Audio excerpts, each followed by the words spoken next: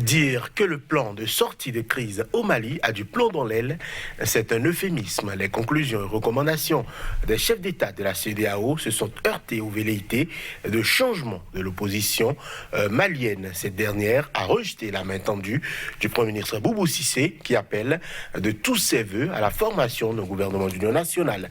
Aussi, l'opposition exige-t-elle toujours la démission du président Ibrahim Boubacar Keïta qu'elle accuse de n'avoir ni les aptitudes, aussi bien physiques qu'intellectuelles, pour présider aux destinées du Mali. Les députés, dans le viseur de la contestation, ont enfin purement et simplement refusé de démissionner, comme le recommande la CEDEAO face au rejet des propositions des chefs d'État et visiblement pas inquiété par les menaces de sanctions. Le front anti-Ibeka promet de durcir la mobilisation à travers une seconde phase de désobéissance civile. De la pertinence des différentes recommandations des chefs d'État de la CEDEAO au bien fondé du maintien de la mobilisation en cette période instable face aux défis terroristes, mais aussi au coronavirus, notre plateau du jour plomb passe au cœur de la crise malienne. Mali, échec du plan de sortie de crise de la CEDEAO, mauvaise recommandation ou entêtement de l'opposition, c'est le thème de l'émission du jour. Bonjour à toutes et bienvenue.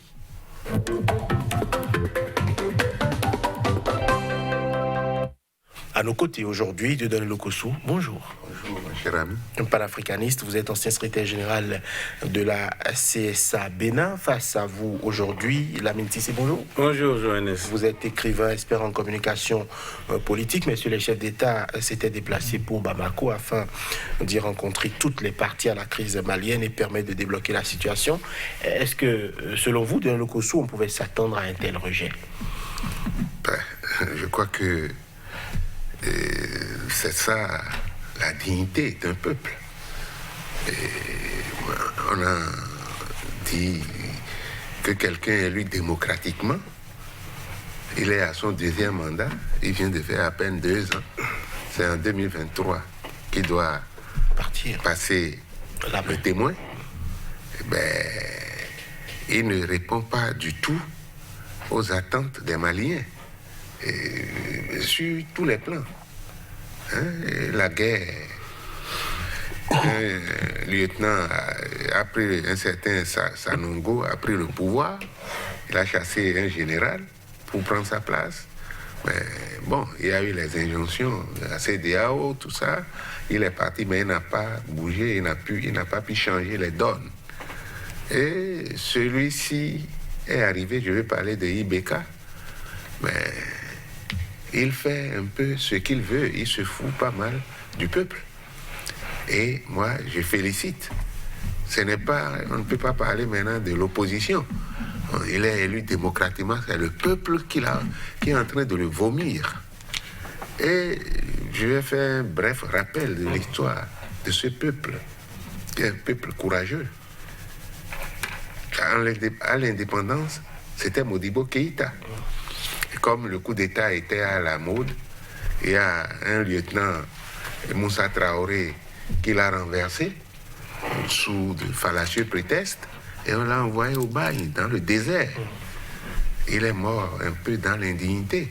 Et Moussa Traoré, lui-même, il a été finalement renversé par les militaires. Donc, moi, quand je vois tout ce qui se passe aujourd'hui, est-ce que... Et ça, c'est pareil, c'est dans tous les pays d'Afrique. Il y en a qui continuent d'user de la dictature, mais ça va éclater, ça va exploser un jour. Parce que... Mais quand je vois tout ça, je me demande, même si c'est dans un relan un peu raciste, si Jacques Chirac a tort de dire que l'Afrique n'est pas mûre pour la démocratie. Alors, donc, on ne peut pas vous confier les destinées d'un peuple et vous allez vous amuser avec. Il y en a qui n'ont pas l'étoffe pour diriger les peuples. Et ils sont là, on croit qu'on peut manipuler tout le monde. Bon, le refus du peuple des recommandations des chefs d'État de la CEDEAO, mais à quelques exceptions près, mais c'est la même situation que vivent les peuples. Donc, ils sont mal fondés pour intimider les gens. Moi, j'appuie fortement ce que les gens font au Mali. Et là, si ça peut permettre de dégager les déchets, le peuple même prendra ses responsabilités. Voilà. Alors, l'exigence d'une démission du président Ibeka, est-ce que c'est pratique, c'est logique aujourd'hui? Est-ce qu'on peut demander de renverser un chef d'État dans la situation qui prévoit actuellement au Mali? Non, moi, mon point de vue a été trop clair depuis la fois dernière. Moi, je dis, à ce stade de la négociation, ce qui est judicieux, c'est de ne pas que Ibeka démissionne. C'est d'amener Ibeka, n'est-ce pas, à répondre aux aspirations des populations, ensemble avec les représentants de ces populations-là. Parce qu'en fait, mais c'est Ibeka lui-même qui, si les informations sont justes, parce que la rencontre des chefs d'État de la CEDEAO, à la rencontre, quand il a pris la parole, lui, il a fustigé l'imam Dicko pour l'accuser d'islamiste qui a voulu renverser pour avoir un pouvoir islamique. Ça, c'est extrêmement dangereux. C'est pas une stratégie, c'est pas politique, ça. Ça, c'est l'attaque personnelle. Est-ce que vous pensez que Dicko, toutes ces populations qui sont derrière Dicko, avec les partis de l'opposition et la société civile, les syndicalistes, c'est pour créer un État islamique? Tout est fou, c'est fou. Ça, c'est de la politique politicienne. Je voudrais que, j'attendais que lui, qu'il mette sur la table les revendications des populations et en discuter avec les chefs d'État et donner une solution à ces chefs d'État-là. Voilà ce que je pense. Mais cela n'a pas été fait, c'est révoltant. Bon, mais je ne suis pas pour la démission, parce que la démission va créer un vide. Quand on démissionne, on met qui, là? Pour aller où? Est-ce que ça va pas davantage fragiliser, n'est-ce pas, la question sécuritaire au Mali? Alors, moi, je comprends un peu la position, n'est-ce pas, des populations vis-à-vis de la CEDEAO. Parce que, je vous dis la CEDEAO, c'est entre les chefs d'État, les cadres et ceux qui sont en train de jouir de la CEDEAO. Un syndicat, donc. On les appelle, comme vous voulez, on les appelle des syndicats des chefs d'État. Mais les populations à la base, ça fait plus de 20 ans que je travaille en tant que société civile pour, n'est-ce pas, aider les gouvernants dans le processus de l'intégration, à la base. Mais je sais des problèmes que nous avons. On a perdu totalement confiance à la CEDEAO, là. Parce qu'en fait, non seulement que les textes qu'eux-mêmes font ne respectent pas ces textes-là, mais regardez, par exemple, dans le protocole additionnel, le protocole sur la démocratie et la bonne gouvernance, additionnel au protocole relatif à la prévention, à la gestion, au règlement des conflits, au maintien de la paix et de la sécurité. Mais est-ce que vous savez que ce protocole-là est en vigueur depuis, et que dans des pays, dans des zones, il y a des bureaux, on les appelle des chefs de bureau, qui sont chargés de prévenir la CEDEAO là où il y a conflit. Mais ce qui s'est passé ici au Bénin, qu'est-ce que la CEDEAO a fait? Ce qui s'est passé au Sénégal pendant les élections, la CEDEAO a fait quoi? La Cour de justice, on l'a saisi pour trancher sur des... Il a tranché, les chefs d'État ont mis ça dans la poubelle. Donc, quand nous regardons, nous faisons l'évaluation de cette CEDEAO-là, ça nous pose un problème. Nous savons que dans le règlement des conflits, ils étaient confrontés au problème de Libéria, de la Sierra Leone, de la Gambie, etc. etc. Il y a là où Sierra Leone et Gambie, si le Nigeria n'était pas là, avec l'ONU qui ont soutenu, on a pu régler ce problème-là. Mais dans les autres pays, la prévention des conflits, ça se fait comment? Démocratie et bonne gouvernance. Dis-moi un pays où la CEDEAO est venue aider pour instaurer la démocratie. Ça n'existe pas. Ils se soutiennent mutuellement. Donc ça pose un problème de crédibilité dans l'opinion publique. D'autant plus que ce sont les chefs d'État eux-mêmes qui violent les textes de la CEDEAO. Ils ne respectent pas. Donc, moi, c'est-à-dire qu'en fait, c'est une relation de transitivité. Si dans ton pays, tu ne respectes pas ta constitution, tu ne respectes pas ta loi, c'est la loi de la CEDEAO que tu vas aller respecter.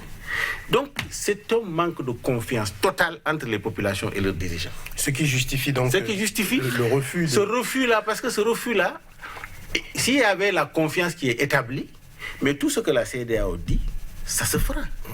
Mais la confiance n'est pas établie entre le peuple et les gouvernants. Voilà. Alors, il y a une main tendue du Premier ministre Boubou Cissé qui pense à l'opposition pour prendre part à un gouvernement d'union nationale. Visiblement, le M5 RFP ne veut pas en entendre parler de Lokossou. Est-ce qu'aujourd'hui, il n'est pas fondamental que les deux partis puissent trouver un point d'achoppement de façon à préserver l'essentiel? Parce que, je vous le demande encore, est-ce que le départ du président IBK n'est pas un risque dans le contexte sociopolitique et sécuritaire actuel au Mali? Mais ça s'est déjà passé au Burkina, non? Donc les gens, le Mali ne vit pas en autarcie. Nous observons tout ce qui se passe au sein de la CEDEAO, dans l'espace CEDEAO.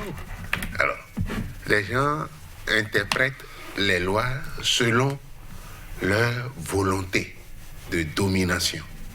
Alors, si la crise doit obliger IBK, qui est élu dans des conditions frauduleuses, excusez-moi le terme, parce que moi j'ai suivi hier une émission sur Vox Africa, où un ancien premier ministre du Mali a parlé. J'ai entendu beaucoup de choses hier. Alors donc, moi, son départ ne m'inquiète pas, puisqu'il y a déjà eu des précédents. Si les gens ne font pas, au niveau des élections, la transparence requise, le peuple, je vous ai dit ici que les lois, c'est les lois. Mais les peuples sont toujours au-dessus de toutes les lois. C'est le peuple qui détient la souveraineté qu'on délègue à un individu à un moment donné. Mais alors, l'erreur, pour moi, c'est une erreur de la CEDEAO. On aurait dû chercher, obliger les gens à une médiation au plan national. Et c'est quand ça va échouer qu'on viendra. Mais on ne peut pas dire, il y a des députés qui ont été élus par une cour constitutionnelle monocolore, et on a exclu ces gens-là. C'est les risques de l'exclusion. Et maintenant, la CEDEAO dit de reprendre que ces députés-là ont été vomis. Des législatives partielles. Oui. Comment est-ce que sur quelle base scientifique, sur quelle démarche sincère, ils se sont basés pour dire qu'il faut que les députés démissionnent. Mais la CEDEAO n'est pas la directrice de conscience du peuple malien. Donc, ce que vous voyez là, c'est on instaure la peur à un moment donné. Alors, lorsqu'on me dit gouvernement d'union nationale, là encore, c'est ridicule. Le type, il a été élu sur la base d'un programme. C'est lui qui a gagné les élections, dit-on. Et maintenant, face à la fronde sociale, mais il parle d'islam parce que c'est ça qui est à la mode, pour qu'on dise que il veut emmener Boko Haram là-bas. Mais lui-même, c'est un islamiste, non? Il est musulman. Donc, moi, je ne crois pas que la voie tracée soit la meilleure. Donc, moi, un dictateur qui veut brimer les peuples, les travailleurs, c'est toujours le peuple. Et puis,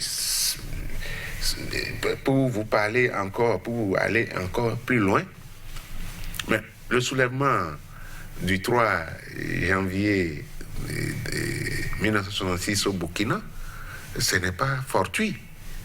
Le président, à l'époque, avait pris 50 millions pour aller voir un match au Brésil. Et pendant ce temps, on veut couper, on veut réduire le salaire des travailleurs. On ne peut pas accepter ça. Vous ne pouvez pas vivre dans l'opulence et laisser le peuple dans la misère et dire de serrer les ceintures, de serrer les ceintures. Mais à un moment donné, les ceintures vont se desserrer ou vont se couper, et puis bon. Donc, ce qui se passe ici, et aujourd'hui au Mali, ça peut être un effet de contagion. Vous ne respectez pas la démocratie, c'est vous, la liberté chez vous, et vous voulez l'imposer quelque part. Mais quand les gens, le peuple vous regarde, j'ai toujours l'habitude de dire que les peuples regardent, en matière de démocratie, regardent toujours les mains de ceux qui nous gouvernent. Donc vous ne pouvez pas être un dictateur, un antidémocrate, un prédateur des libertés et aller imposer quelque chose à un peuple qui a une dignité. Donc voilà. Alors, bon, moi je crois que là, je voudrais repréciser quelque chose. Vous savez, au Burkina Faso, c'est spontané. Hein? Au Burkina Faso, la spécificité est que c'est le camp de Thomas Sankara, c'est les alliés de Thomas Sankara, les alliés de Blaise Compaoré contre Blaise Compaoré. Mais au Mali, c'est le peuple, hein? Parce qu'en fait, c'est les partis de l'opposition, c'est la population lambda qui n'a jamais fait. Et la situation du Mali est tellement pourrie. Et c'est plusieurs fois. Sankara, ils sont levés tout d'un coup pour le faire partir. Il a pris l'avion et partir. Et si, par exemple, Compaoré du moins. Exfiltré. Voilà, il a été exfiltré. Mais s'il dit je ne sors pas, peut-être qu'il y aura un carnage bon, enfin, c'est une stratégie militaire, il a voulu épargner le peuple pour partir. Quand il part, la CEDEAO ne peut plus venir pour négocier. S'il était resté là, la CEDEAO serait là pour dire je viens au secours, parce qu'il vient au secours que les chefs d'État sont en difficulté. Il vient au secours quand c'est gâté. Maintenant, pour être beaucoup plus pragmatique, les députés là, c'est la revendication des populations. Il faut le rappeler. Les populations, c'est leur revendication. Ils disent que ces députés-là n'ont pas été élus. Alors, et la Cour constitutionnelle également, c'est les revendications. La Sénat, l'organe qui organise les élections, c'est les revendications. Mais la CEDEAO a dit qu'il faut dissoudre tout ça là. Pour avoir le consensus partout, il faut aussi que les députés partent. Oui, mais Lamine Cissé, dans ce type de décision-là, la constitution malienne est mise en parenthèse. Non, c'est ça le problème. Oui, mais si on met la constitution en parenthèse, pourquoi on ne touche pas au chef de l'État? Non, attends. C'est en cela que les députés concernés ont estimé que, on protège le chef de l'État contre... Non, c'est pas la même chose. C'est pas la même chose. Tu sais, il est la clé de voûte de toutes les institutions. Un chef d'État, c'est la clé de voûte de toutes les institutions. Un député ne peut pas se comparaître à un président de la République. Ils n'ont même pas les mêmes rôles. L'autre est l'exécutif. S'il a été illégalement élu. L'autre est l'exécutif. S'il a été illégalement élu, frauduleusement élu. Ok, l'autre est l'exécutif. Les autres sont dans le judiciaire. N'est-ce pas? Il contrôle les actions gouvernementales. L'autre est l'exécutif. Et quand tu coupes la tête de l'exécutif, tu sais, tu paralyses le pays totalement. Le pays est complètement paralysé. Donc pour vous, qui va donner le commandement en attendant, etc. Donc pour vous, on peut dissoudre l'Assemblée et laisser le chef de l'État en place. Non, ma crainte ici, tu sais, l'expérience, ma crainte, c'est d'éviter une certaine récupération. Et parce que les gens, ils sont unis pour que Ibeka parte. Mais est-ce qu'ils seront unis pour la gouvernance? C'est lui-même qui appelle. Non, je viens. Est-ce que déjà, eux, ils ont un gouvernement? Eux, est-ce que déjà, ils ont dit celui qui va remplacer Ibeka? Ceux qui font la revendication dans la rue. Non, c'est-à-dire que l'État, c'est la discipline, c'est l'ordre. Quand vous déstabilisez l'ordre, vous créez tout un problème. C'est Imam Diko qui va se mettre à la place de Ibeka? Ou bien c'est un des opposants là? Quel opposant? Qui? Entre eux déjà, le consensus est réuni sur les revendications sécuritaires. La démission de Ibeka. Mais après la démission de Ibeka, qui va être là? C'est pourquoi je dis, moi je préfère mieux un gouvernement d'union nationale où Ibeka va être dépouillé de la grande majorité de ses pouvoirs, parce qu'en fait, donner les postes clés pour que les hommes qui revendiquent cette réforme viennent faire ces réformes-là. Et même faire des élections anticipées, c'est possible. Ok? Mais il ne faut pas... si par exemple, il était renversé par le peuple est allé au palais, ils l'ont chassé. Mais la CEDEAO n'a plus de voix. Mais comme déjà on a engagé la négociation, il serait difficile, la CEDEAO ne peut pas être dans le rôle de dire à un chef d'État de démissionner. Il n'a pas ces prérogatives-là. La CEDEAO ne peut pas le faire. Mais pourquoi il dit alors... Et la CEDEAO ne peut pas cautionner un coup d'État. Prenez le cas du Niger, par exemple. N'est-ce pas quand même, pour Tandja, là. N'est-ce pas quand même une forme de coup d'État que de demander à des députés de démissionner pendant que la plateforme revendicative... Non, ça fait partie... Mais alors, là, on va dissoudre la Cour constitutionnelle. Ah non. C'est un coup d'État? Non. Il y a eu déjà des propositions. Il y a des juges qui ont été proposés pour remplacer ceux qui étaient démissionnaires à la Cour constitutionnelle. Mais c'était c'est la revendication de la rue, des populations. Ah non, la rue veut une nouvelle Cour constitutionnelle. Mais oui, la rue ne veut pas qu'on nomme des gens pour essayer de colmater les brèches de l'équipe en place. Mais qu'est-ce que la CEDEAO a dit par rapport à ça? Il faut dissoudre. Non, la CEDEAO recommande que des juges soient incessamment nommés afin que l'organe constitutionnel puisse fonctionner. Être consensuel de façon ou quoi? Consensuel. Mais c'est ça, parce qu'en fait, vous savez, c'est le jargon de la diplomatie. La manifestation est acceptable. La CEDEAO ne peut pas avoir les mêmes termes, les mêmes mots que les gens qui revendiquent dans la rue. Mais quand la CEDEAO arrive à ce niveau-là, c'est pour donner à Ibeka le coup de France. Il ne faut pas venir l'imposer. Maintenant, la décision des chefs d'État de la CEDEAO est au-dessus, c'est-à-dire qu'au-dessus des lois maliennes, dans le cadre de la négociation. Regardez, je vais vous donner un exemple. Quand le gars, là, le militaire, là, a fait un coup d'État à Toumani Touré à la fin de son mandat, qu'est-ce que la CEDEAO Capitaine Amadou Aya Sanogo. Oui. Qu'est-ce que la CEDEAO a fait?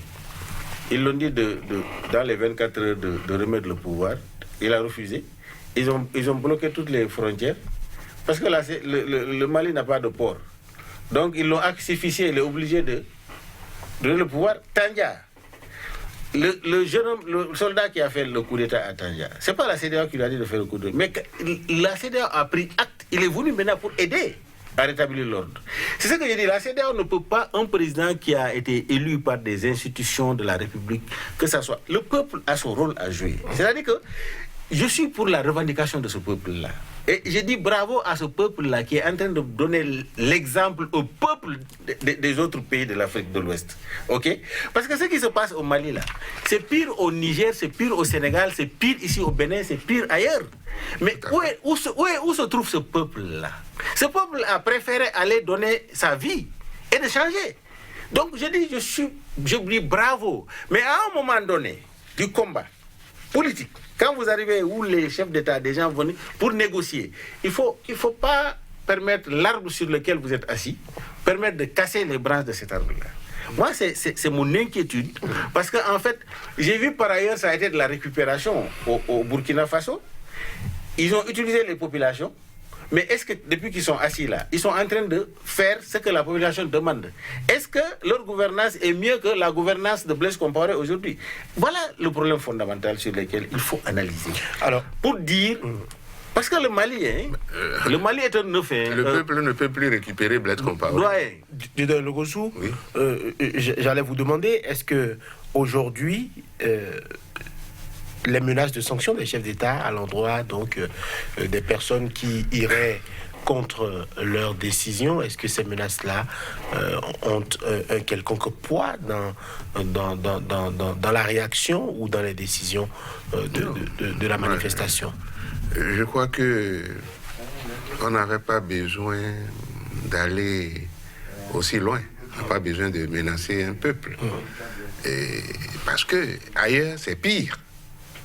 Et les gens voient. Donc, quand il s'agit des petits pays comme la Gambie qu'on peut avaler rapidement, bon, là, ça se conçoit. Donc, au Burkina, quoi qu'on dise, même si c'est des contradictions internes qui ont amené les gens, la rue, ce n'est pas que les partisans ou les ennemis de Blaise Compaoré, c'est le peuple s'y est mêlé. Et aujourd'hui, il conseille même à son ami qui lui a donné la nationalité facilement de la Côte d'Ivoire de ne pas se présenter à un troisième mandat. Et il cherche déjà un refuge vers le Togo pendant les élections, parce qu'il sait que tout peut arriver. Donc, un militaire ne fuit pas le combat. Il a fui, il a abandonné la troupe. Donc, si un militaire arrive à fuir, Mais Blaise, comment il s'appelle, Ibeka court des risques. Parce que, d'abord, il n'arrive pas à maîtriser les guerres dans les zones du Nord. Il contrôle une partie du territoire. Et comment il s'appelle, Soumaïla Cissé, depuis 3 mois. Disparu, personne ne sait où il est. Lui-même, il a dit. Ni ce qu'il devient. Lui-même, il a dit, bientôt. Mais tout ça, ça fait partie des revendications des gens. Alors, et puis, on ne peut pas utiliser les armes létales contre un peuple qui fait cela pacifiquement. Le 10 juillet, on a tiré des morts. On ne sait pas des poulets. Et visiblement, une unité qui n'était même pas habilitée à rentrer dans la rue pour aller. Une unité qui aurait dû servir à lutter contre le terrorisme. Voilà. On ne peut pas confier les destinées d'un peuple à un citoyen qui se permet le luxe parce qu'il a les armes et il les utilise comme il veut. Ben là, moi, je ne suis pas d'accord. À partir du moment où vous versez le sang humain, mais il y a un cri ou des cris de vengeance. Donc, ceux qui se livrent à ce jeu n'ont qu'à s'attendre à un jour et au même scénario, ce que nous sommes en train de vivre là. Mais il ne faut pas dire que les peuples sont des couards. Il n'y a pas de peur. Donc, la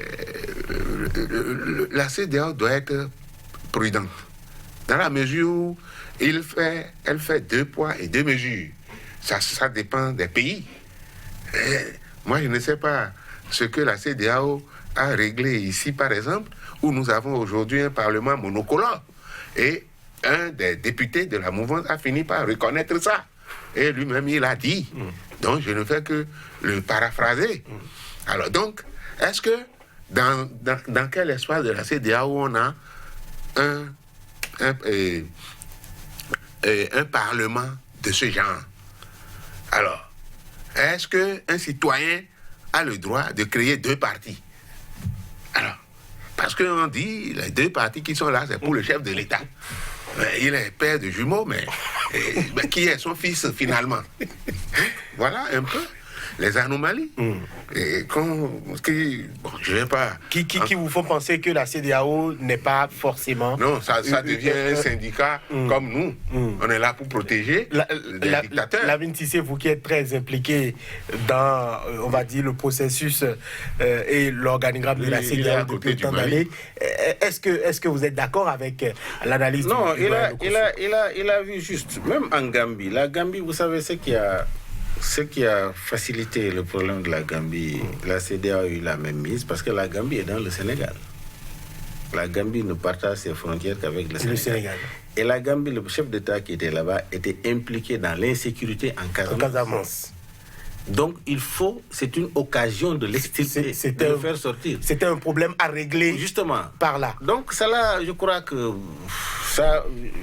la CEDEAO a été efficace parce qu'il y a l'armée sénégalaise qui est là, qui cherchait cette occasion-là pour le faire. Et aussi la Guinée-Bissau. Voilà, la Guinée-Bissau, effectivement, ils ont laissé jusqu'à c'est pourri. Ils se sont tués entre eux pour venir. J'ai dit que la CEDEAO n'est pas dans... Quelle prévention il a fait? Enfin, nous ne sommes pas au courant. Prévention. Non, c'est budgétivore. Quelle prévention ils ont fait? Alors moi, ce que je demande dans ce... Vous regardez le problème ici. On a tué des gens pour les élections. Les militaires qui tuent des gens pour la démocratie. J'ai fait plus de 30 ans au Bénin, je n'ai jamais vu ça.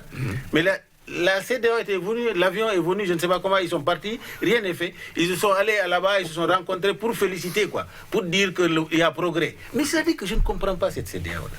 Donc c'est pourquoi je dis ça, c'est vidé de sa substance. Parce que si tant est que vous travaillez pour les populations, et les populations ne s'approprient pas de cette institution jusqu'à présent, la CEDEAO, juste depuis qu'il est là, il n'a jamais été évalué en termes d'impact sur les populations et les budgets qu'ils sont en train de consommer, quel est l'impact sur les populations.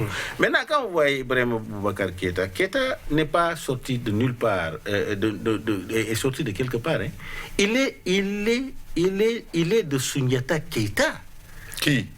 Boubacar Keïta. Il est de Soundiata Keïta. Oui. Le roi. Soundiata Keïta. Alors, le roi Soundiata Keïta, à son temps, a unifié le Mali. La charte du Manding, c'est lui qui est le père de la charte du Manding, qui est à 500 fois plus vieux que la charte, la charte du droit international des droits de l'homme. Donc, je crois qu'il a un devoir moral aujourd'hui. De se départir de son clan et de savoir qu'il est là pour l'équilibre et la paix du Mali. Il a échoué. Qu'il reconnaisse qu'il a échoué. Parce qu'en fait, le problème qui se pose, les forces occultes qui veulent diviser le Mali sont toujours là. Mais ils veulent passer à partir par le Mali pour déstabiliser, pour contrôler toute la sous-région, parce qu'il y a une potentialité. Le Sahel est regorge de ressources. Et leur objectif principal, c'est détruire cette CEDEAO-là. Les chefs d'État, tu sais, nous avons des chefs d'État qui ils le savent. La fois dernière, le président du Nigeria a alerté. Ils le savent. Parce que la CEDEAO est un modèle d'organisation. Si vraiment il y a un ancrage et ça prend, et ils atteignent les objectifs, ça va impacter toutes les grandes entités africaines. Et l'Union africaine va être beaucoup plus facile. Donc il faut détruire la CEDEAO. Mais en détruisant les CEDEAO, il faut détruire les États. C'est-à-dire qu'il faut contrôler les États de la CEDEAO. Regardez depuis que le CEDEAO est là. Le règlement des conflits, négociation, c'est ce qui annihile toutes les actions de développement. Depuis 45 ans aujourd'hui. Ça pose un problème. Donc moi, ce que je demanderais est que il est étonnant que dans ce grand pays où Ibeka a toute l'armée, il a tous les services de renseignement, on ne peut pas trouver Soumaïla Cissé jusqu'à présent. Soumaïla Cissé est où? Quand on lui demande, il dit qu'il vit, il est en bonne santé. Il va être bientôt libéré. Et les chefs d'État aussi, de la CEDEAO, leur solidarité est où? Selon vous, le chef de file de l'opposition est abandonné à son propre sort? Mais c'est-à-dire qu'il est abandonné depuis l'instant où il y avait élection, processus d'organiser l'élection pendant la campagne, ils l'ont arrêté. Ibeka doit arrêter le processus électoral. Il devait dire arrêtez tout. Tant qu'on ne trouve pas Ibeka, on ne fera pas élection. Là, ça va prouver un peu. Mais bon, Ibeka, c'est rien. Ismaïla Cissé, c'est rien. S'il disparaît, même, tant pis, continuer. Mais c'est un ras-le-bol. C'est-à-dire que mais Ismaïla Cissé représente quand même une grande partie des populations. Tout à fait. En tant que chef de file de l'opposition, ce n'est pas rien dans un pays comme le Mali. L'État est censé protéger Ismaïla Cissé et protéger les Maliens. Les Maliens ne sont pas protégés. Vous êtes en campagne, il a l'habitude d'aller dans son fief même. On vient le cueillir là-bas. Et jusqu'à présent, vous dites, oui, ils vont le libérer, etc. Qui l'a arrêté?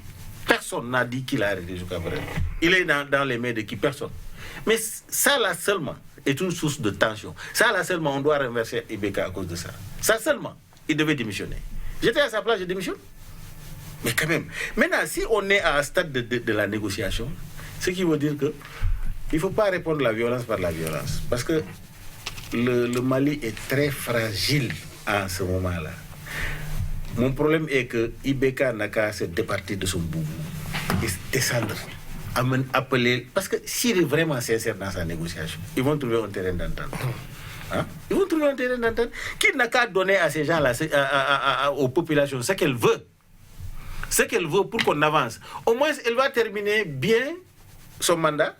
Et il va être aidé par ce peuple-là, parce que ce peuple-là va dire, il a fait des compromis pour qu'on puisse avancer. Et ces compromis-là, il faut qu'on l'accompagne. Mais si lui-même, il se met à faire des vindictes verbales, en attaquant Imam Dicko, en se radicalisant devant les chefs d'État, ça pose un problème. Alors justement, de l'imam Dicko, parlons-en. Il appelle à chasser les démons de la division. C'est des propos tenus lors de la fête de l'Aïd récemment au Mali. Est-ce que selon vous, vous avez l'impression, de Lokossou, que l'opposition, qui visiblement est plurielle, parce qu'il y a la société civile, il y a des partis d'opposition, il y a des leaders religieux, il y a des syndicalistes, il y a des personnes lambda, il y a le peuple même qui est dans la rue. Est-ce que vous avez l'impression que ces gens-là sont suffisamment outillés pour diriger, reprendre le leadership, c'est-à-dire dans un schéma de démission aujourd'hui du président Ibeka, est-ce que l'opposition est à même de reprendre le flambeau de suite? L'opposition ne dévoile pas toutes ses stratégies. Alors donc, bon, mais je ne souhaite pas. Si quelque chose arrivait à Ibeka aujourd'hui, mais le Mali a une constitution. Donc, s'il démissionnait de lui-même, qu'est-ce qu'on va dire? Il y aura quelqu'un pour prendre le relais. Donc, moi, je ne vois pas pourquoi il faut l'épargner. Lorsqu'on dit des choses comme ça, on a tiré à vue sur des manifestants à main nue. Mais ces gens-là, on doit pouvoir les rechercher et les remettre dans les mains d'un tribunal pour les juger, comme ceux qui ont tiré ici sur des gens à Kadiaoum. Alors, donc, moi, je pense que s'il y a la complaisance, ça va aggraver la situation parce que tous les segments sur le plan social sont en rupture. Ils ne sont pas en harmonie avec les idéaux prônés par IKKB ou bien IBK. Donc, les gens ne lui font plus confiance. Alors, donc, il va falloir trouver vraiment un modus vivendi, mais ça va être difficile parce que le Premier ministre Boubou Cissé fait des va-et-vient infructueux. Les gens que la CEDEAO somme de faire disent qu'ils ne veulent pas. Encore moins l'imam Diko qui est identifié comme le meneur de machin, lui-même il a dit qu'il ne demande rien. Donc ça veut dire qu'il est dans son domaine. Et il a une autorité morale. Si ce n'était pas lui, beaucoup de choses allaient déjà se passer. Donc moi je crois qu'il est en train de jouer le rôle. Parce que si c'est ici, on va dire, mais qu'est-ce que le religieux cherche? Qu'est-ce que le syndicaliste cherche? Mais à un moment donné, vous avez besoin de celui dont vous n'avez pas besoin. Ah oui. Encore que, je vous rassure, on a forcément besoin de vous dans une république. Oui, mais la conférence nationale, c'est un religieux qui a présidé ici. Tout à fait. Ça réussit. Donc, voilà. C'est la société civile, ils sont civils. Ils ont un devoir. Ils ont le devoir de participer. Ils ont un devoir d'éveiller les consciences. Ce n'est pas à l'église ou à la mosquée seulement ils doivent rester. Parce que quand l'islam a dit, quand le peuple est en danger, tu te lèves, tu parles. Quand ça ne va pas, tu mènes une action. Une action qui va dans le sens de l'intérêt du peuple. Et maintenant, vous voyez ici, vous avez parlé de la démission. Tu sais, le risque de la démission est grand. Quand on démissionne, on doit forcément respecter la Constitution. Oui. Donc, ils vont aller à une nouvelle organisation, d'une nouvelle élection, avec l'État du Mali actuellement. C'est ça. Ça dit qu'en fait, derrière la démission, qu'est-ce qu'il faut faire?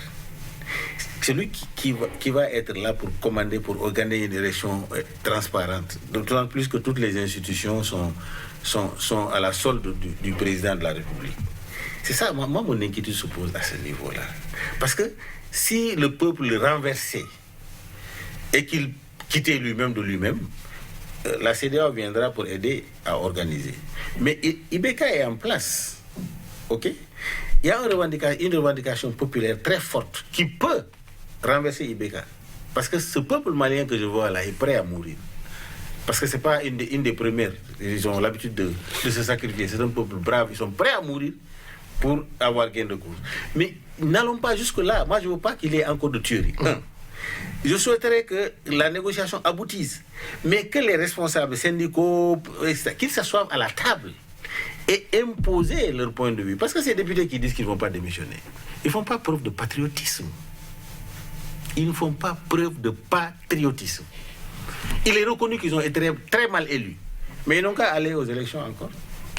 On dit d'organiser des élections partielles. Le problème est où? Mais organiser les élections pour sauver, ne serait-ce que sauver le pays. Parce que le fait qu'ils disent qu'ils ne vont pas démissionner amène la tension dans notre camp. Et c'est extrêmement dangereux. Alors moi, je crois que la CEDEAO a du pain sur la planche. Parce qu'un Alpha Condé qui a tué près de 20 personnes pour modifier la Constitution est prêt à se présenter aux élections. Et cette constitution, nouvelle constitution, est rejetée par le peuple guinéen, qui disent qu'il ne se reconnaît pas dans cette constitution-là. C'est la constitution d'Alpha Condé, mais ce n'est pas la constitution de la République de Guinée. Alors, donc, vous voyez, c'est pourquoi j'ai dit, il faut que la situation du Mali soit réglée et cette CEDEAO même continue avec la même détermination à aller régler le problème de la Guinée et venir régler le problème ici. Parce que ici, le pays n'est pas exempt de tension. Ici, le processus commence à avancer. Moi, j'ai peur. Parce que depuis plus de 30 ans, je suis là, je n'ai jamais vu ça comme ça. Jamais vu. Voilà. Président Lokossou, rapidement, mot de fin. Oui, mais je crois que la classe politique malienne boude et le président Ibeka.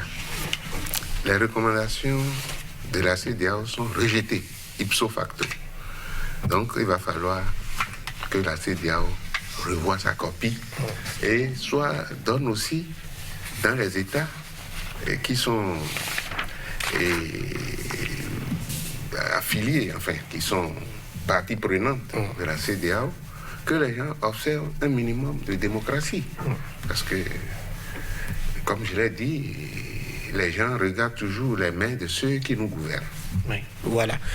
Pour le moment, le président Ibrahim Boubacar Keïta a redit qu'il était bien en place et qu'il comptait ne pas démissionner. Il a aussi mis en garde ceux qui s'en prendraient aux biens publics et privés au Mali. C'est déjà tout pour cette émission. Était sur ce plateau Dieudonné Lokossou, panafricaniste, secrétaire général de la CSA Bénin, grand militant des droits de l'homme. Face à lui aujourd'hui, Lamine Cissé, écrivain expert en communication politique, stratège politique depuis ses 17 ans aussi. Nous avons eu un plateau extrêmement riche en débat. Merci de nous avoir suivis et à très bientôt pour un autre numéro de votre émission. D'ici là, portez-vous bien.